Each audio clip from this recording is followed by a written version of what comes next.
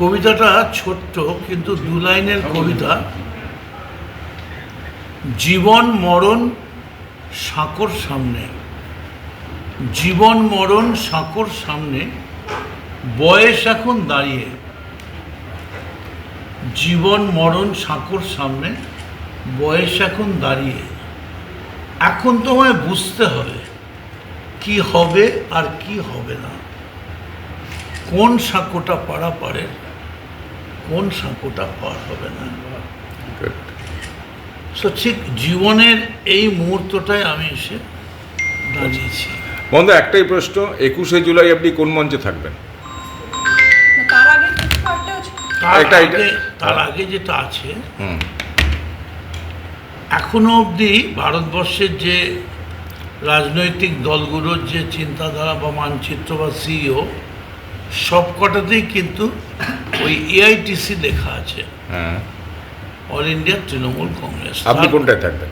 তার মধ্যে আবার দুটো ভাগ হয়েছে।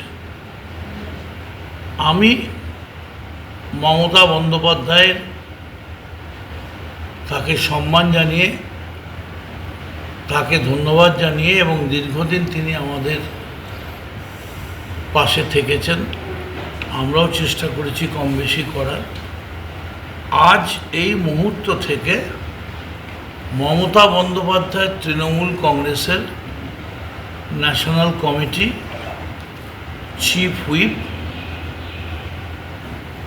Working committee, party general secretary থেকে শুরু করে সমস্ত রকম পদ থেকে আমি ইস্তফা দিলাম।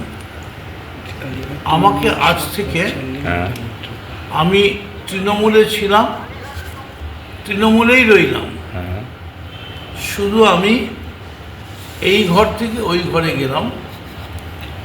ওই ঘরে হয়তো একটা সুখের পালঙ্ক ছিল, এই ঘরে হয়তো একটা খাটিয়া রয়েছে, কিন্তু আমি খাটিয়ার দিকটাই বেছে নিলাম।